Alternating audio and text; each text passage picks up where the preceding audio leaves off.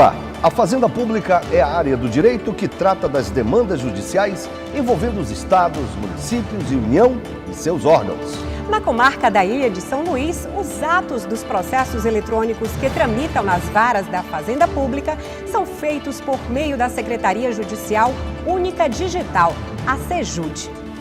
Nesta edição do Justiça Cidadã, você vai saber mais sobre os números e o papel da Secretaria Digital. Você também vai conhecer as melhorias registradas nas comarcas do interior do estado, visitadas pela equipe da Corregedoria Geral da Justiça. A adesão da Corregedoria à campanha Declare Seu Amor, que incentiva doações para os fundos dos direitos da criança e do adolescente através do imposto de renda. E a decisão da Corregedoria que revogou a nomeação de 21 interinos de cartórios do Maranhão. No quadro Fala aí, Juiz, o assunto é infância e juventude. Por que os adolescentes que cometem infração são tratados de forma diferente da que são tratados os adultos? E quem vai esclarecer isso é o juiz José dos Santos Costa, titular da 2ª Vara da Infância e Juventude da comarca da Ilha.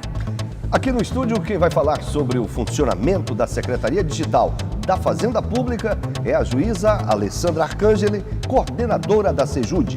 Você confere tudo isso e muito mais a partir de agora no Justiça Cidadã, uma parceria do Judiciário Maranhense com a TV Assembleia.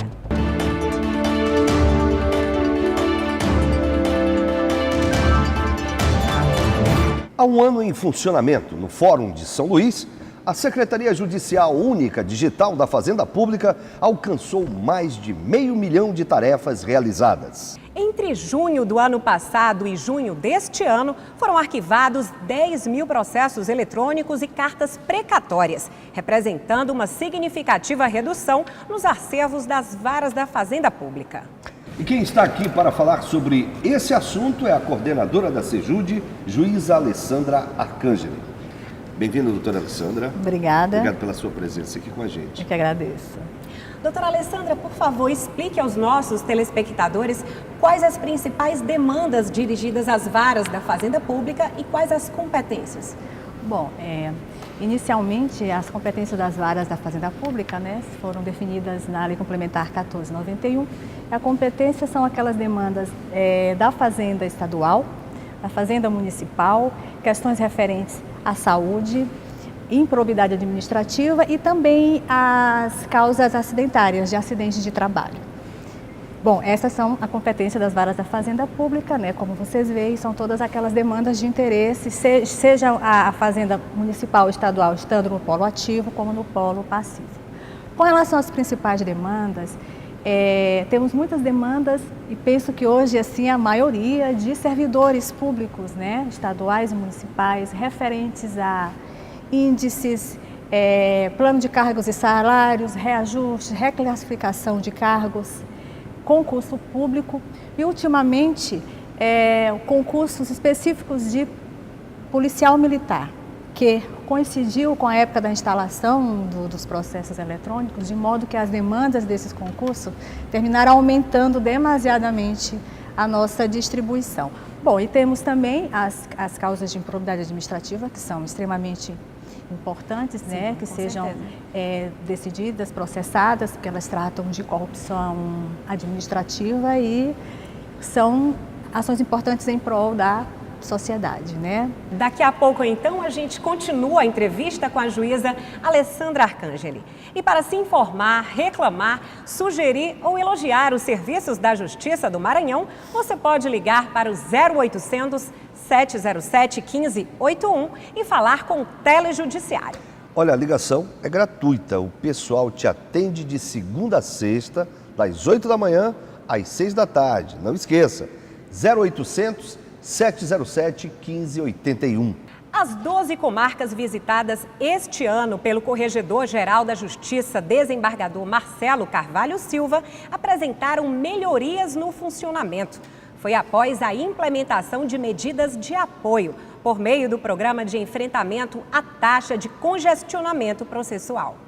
Mais de 10 unidades judiciais foram visitadas pelo Corregedor-Geral da Justiça, desembargador Marcelo Carvalho Silva, e já alcançaram melhores resultados após as medidas de apoio implementadas por meio do Programa de Enfrentamento à Taxa de Congestionamento Processual.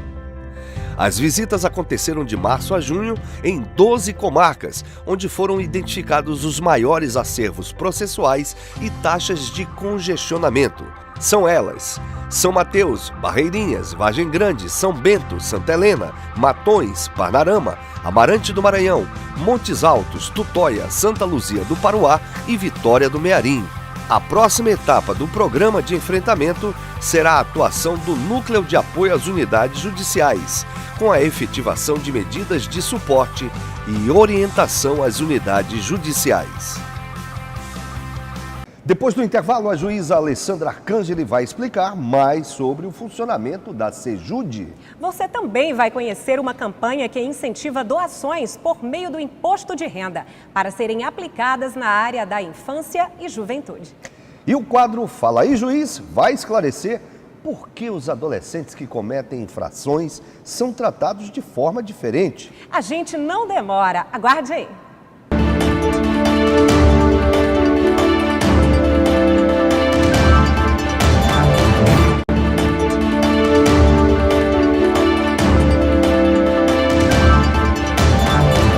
Justiça Cidadã está de volta, uma produção do Judiciário Maranhense em parceria com a TV Assembleia.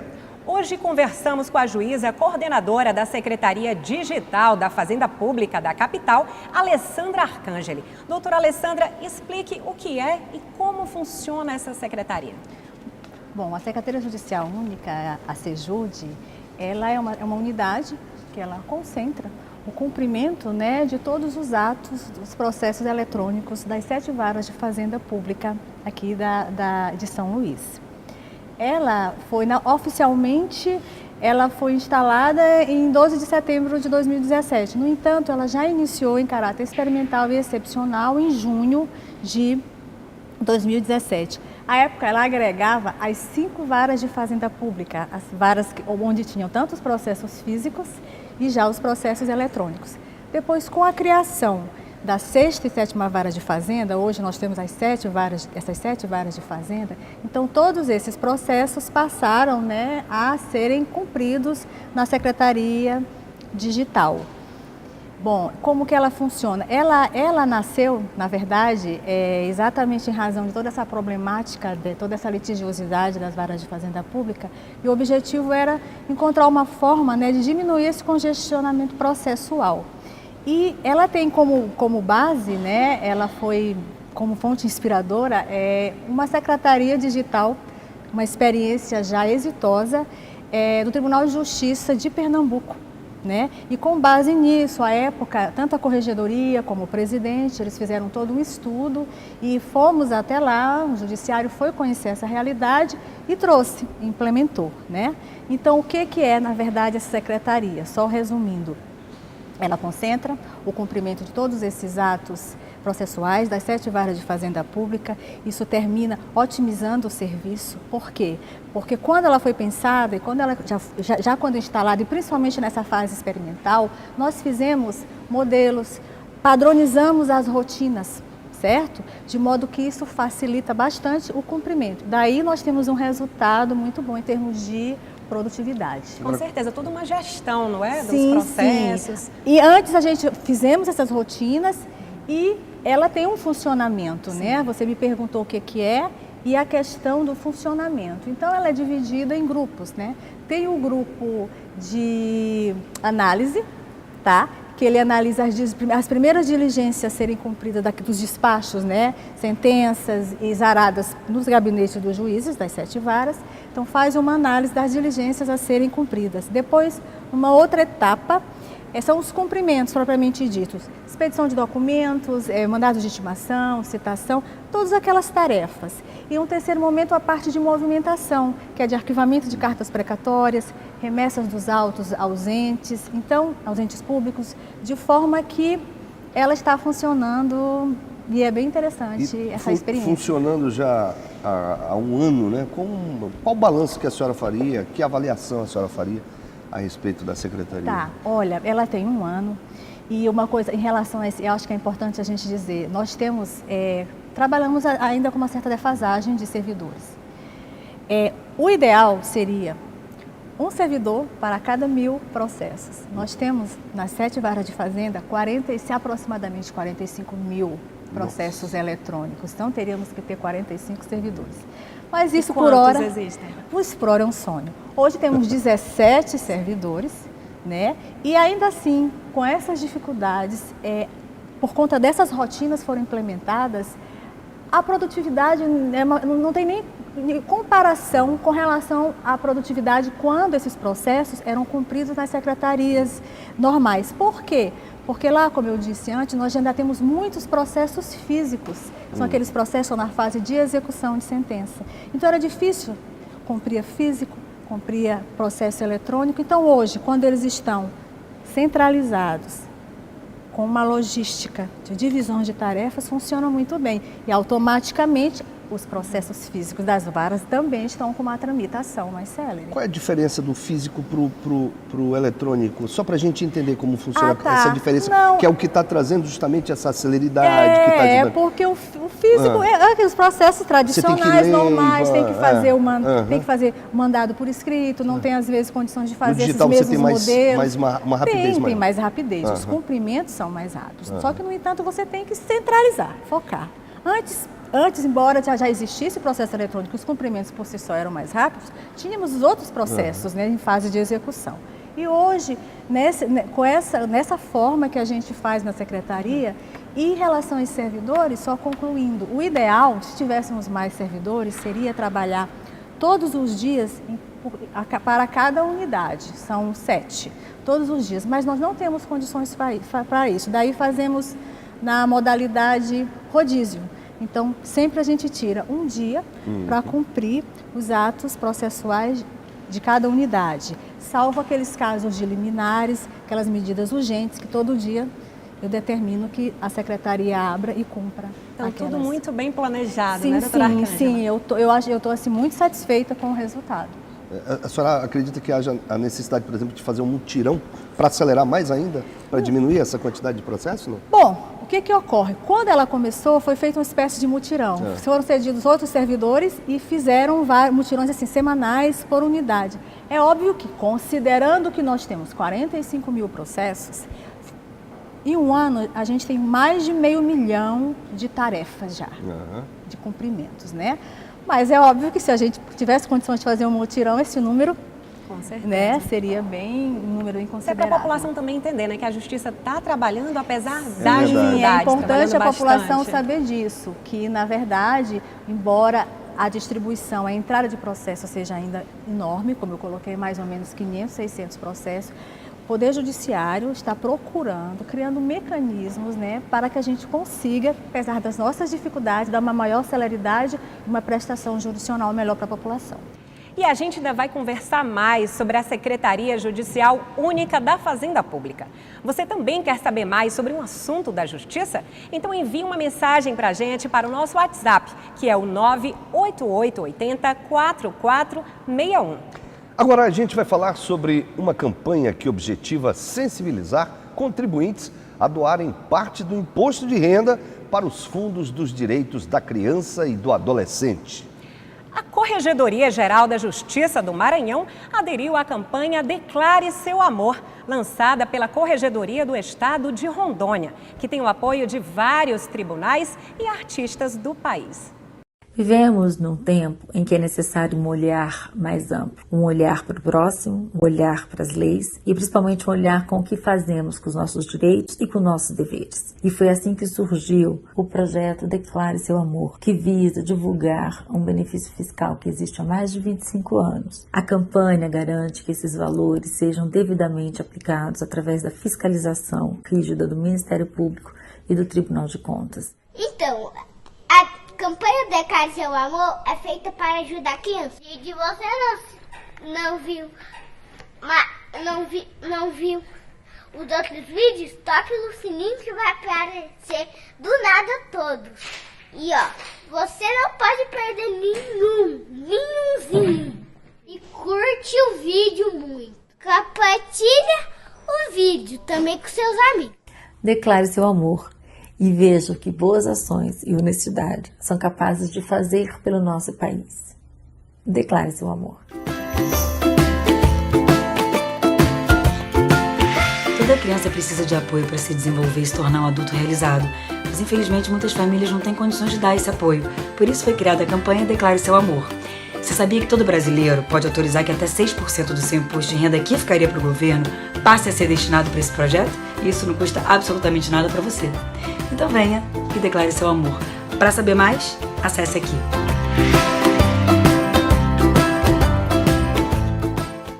E é hora do quadro Fala aí, Juiz! Em uma das respostas, o juiz José dos Santos Costa, da 2ª Vara da Infância e da Juventude da Comarca da Ilha, vai falar por que os adolescentes que cometem infrações não podem ser tratados do mesmo jeito que os adultos. No Brasil, os direitos da criança e do adolescente estão disciplinados pelo Estatuto da Criança e do Adolescente, que dispõe sobre as garantias fundamentais em favor dos jovens brasileiros. O Estatuto garante aos meninos e meninas o direito à educação, ao lazer, à dignidade, à saúde, à convivência familiar e comunitária, à liberdade e ao respeito, entre outros.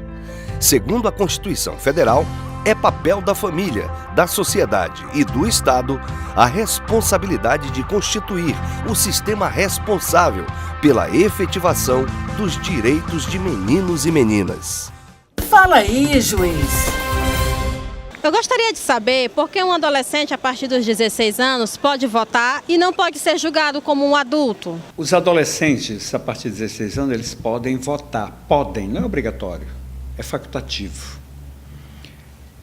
Em relação aos atos na vida civil dele, aos atos que são considerados crime, eles não respondem como os adultos só a partir dos 18 anos. É que está na Constituição assim.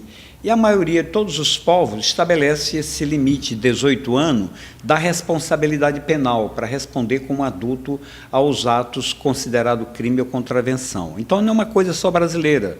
São de quase todos os povos estabelecendo essa idade aí de 18 anos. Aqui no Brasil, há uma tentativa de diminuir essa maioridade penal para os 16 anos.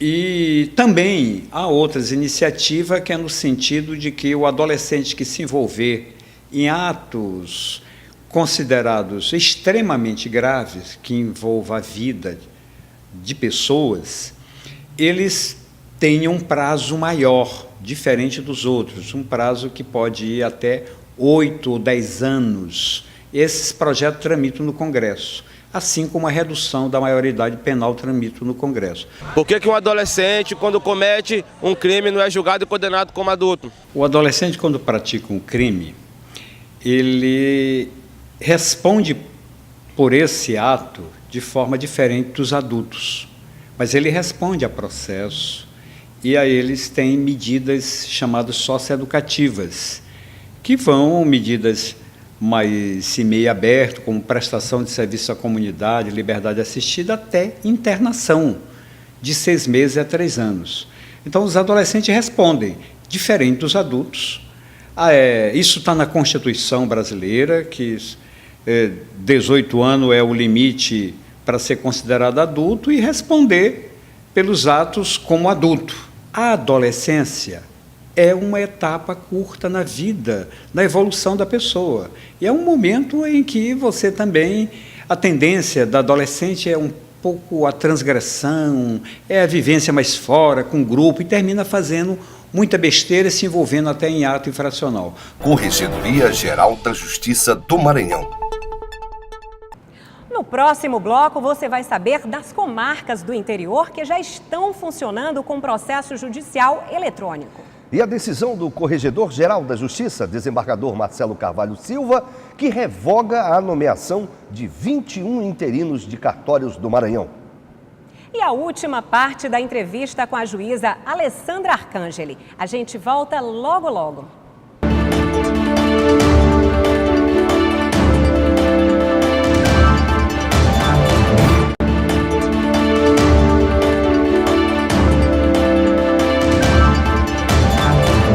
Justiça Cidadã já está de volta e hoje entrevistando a juíza Alessandra Arcangeli. Doutora Arcangeli, em sua avaliação, esse modelo único integrado de secretaria digital poderia ser aplicado em outras áreas, como civil e criminal, e com sucesso também? Ah, sim. Pela experiência que temos na Vara da Fazenda Pública, eu acredito que nas varas cíveis seja essencial implementarmos esse modelo. Salvo engano, as varas cíveis têm aproximadamente mais de 80, todas, né? Mais de 80 mil processos entre físicos e eletrônicos, de modo que, da mesma forma, né, que ela está sendo um sucesso nas fazendas, certamente, porque as demandas cíveis são também grandes, né? A gente sabe disso, né? Tem uma distribuição alta, então certamente esse modelo ele iria sim talvez duplicar ou até mais o cumprimento de tarefas mês lá cumpridas pelos servidores. Agora é óbvio, precisa ser dotado de estrutura, né? Nós precisamos, porque também se a gente não tem servidor, tira de um para colocar no outro, já vai deixando defasado, né, uma unidade, né? Porque como eu falo, ainda tem os processos antigos, né? Mas é importante sim, eu acho que seria um sucesso no cível. No crime eu acho mais complicado, sobretudo porque nós não temos ainda o PJE no crime, e o criminal envolve uma série de situações, delegacia, penitenciária, mas no cíveis... Mais complicado. Mais complicado, mas no cíveis eu acho o seguinte, que é muito importante e, do que eu já li, já ouvi, né, o nosso corregedor tem a intenção de expandir e até mesmo porque ele é um entusiasta da Secretaria Judicial Única, né? Até por conta das demandas, né? Também até por conta das demandas, ele está muito satisfeito, então eu acredito que ele vai se empenhar para que a gente consiga aí uma prestação judicional que agora, seja excelente doutora, para a nesse comunidade. projeto, como é um projeto que está sendo implementado há pouco tempo, né? Logicamente deve receber algumas críticas. Existem algumas mudanças que possam ser feitas durante esse processo de implementação do... Olha, no momento, a gente sempre tende a aperfeiçoar, principalmente em relação a programas, né, a tecnologias, ao manuseio do PJE. À época foram feitos treinamentos para os servidores, para os juízes. Algumas questões técnicas, né, de programa, eu acho que a gente pode aperfeiçoar mais. E, por exemplo, eu queria trazer uns dados para vocês, além desses dados que eu tenho, não sei se eu disse, das tarefas, que foram 530 mil tarefas cumpridas em um ano, mais de 7 mil cartas precatórias devolvidas, uns 8 mil processos arquivados, né? Além disso, eu queria trazer os dados, porque como eu estou trazendo os dados das tarefas e o quantitativo de processo, eu queria trazer quanto hoje, por exemplo, nós tínhamos a cumprir. Por questão de suporte técnico, eu não consegui. Mas eu acho que é isso. Mas a gente pode divulgar numa outra oportunidade, não Tá, mas o que eu estou querendo dizer é que eu acho assim, que na verdade a gente precisa, se possível, né, mais servidores. Sim. E aperfeiçoando essa questão de tecnologia, porque hoje eu acho que ela já satisfaz bastante, sobretudo em relação a antes, né? Tá certo. Bom, e agora nós vamos dar outra paradinha para falar sobre a decisão do Corregedor-Geral da Justiça, desembargador Marcelo Carvalho Silva, que revoga as nomeações de 21 interinos que atuam em cartórios do Maranhão. Os vínculos de parentesco deles foram enquadrados nas proibições legais de nepotismo, impostas pelo Conselho Nacional de Justiça. As revogações alcançam os interinos dos cartórios extrajudiciais de Afonso Cunha, Alto Alegre do Maranhão, Cantanhede, Fortaleza dos Nogueiras, Lima Campos, Matões, Mirador, Olho d'Água das Cunhãs, São Félix de Balsas, São Mateus do Maranhão, Sítio Novo. Além do 4º ofício de Caxias, do 1º ofício de Colinas, do 3º ofício de Santa Inês, do 1º tabelionato de protestos de São Luís, do 3º ofício de Timon, do 1º ofício de Tuntum, do 1º e 2º ofícios de Vitória do Mearim, do 1º ofício de Vitorino Freire e do 3º ofício de Bacabal. Bom, e para finalizar a nossa entrevista de hoje, doutora Alessandra, eu gostaria que a senhora fizesse as suas considerações finais. Ah, tá. Obrigada. Bom, eu queria agradecer, né, esse espaço, né, ter me oportunizado falar, né, da Secretaria Digital Única e parabenizar por essa iniciativa, né, de divulgar a prática do nosso Poder Judiciário, enfim, das instituições, das ações, né? E, bom, só isso, agradecer, dizer que eu estou muito contente, eu espero ter esclarecido, né, o suficiente as perguntas dos senhores. Muito obrigada também pela sua participação, doutora Alessandra Arcangeli. E o Poder Judiciário do Maranhão está ampliando a implantação do processo judicial eletrônico nas comarcas do interior do estado. Até o mês de novembro, o processo eletrônico vai ser implantado em 31 comarcas de vara única. Desde o início de julho, as comarcas de São João Batista, Matinha, Montes Altos, Itinga do Maranhão, Riachão, Carolina, Matões, Panarama, Amarante do Maranhão, Senador La Roque, São Mateus e Anajatuba passaram a receber e processar 23 classes judiciais de âmbito civil, exclusivamente de forma eletrônica, sem o uso de papel. E para acompanhar as notícias da Corregedoria e da Justiça de Primeiro Grau, você pode acessar nosso site e seguir nossas redes sociais. O site é o www.tjma.jus.br/CGJ. Bom, chegamos ao fim de mais uma edição do Justiça Cidadã, uma produção do Judiciário do Maranhão em parceria com a TV Assembleia. Você sabe, é sempre aos sábados, ao meio-dia. Pois é, e tem reapresentação às segundas e quartas, às 9 da noite. Até a próxima edição. A gente se vê, até lá.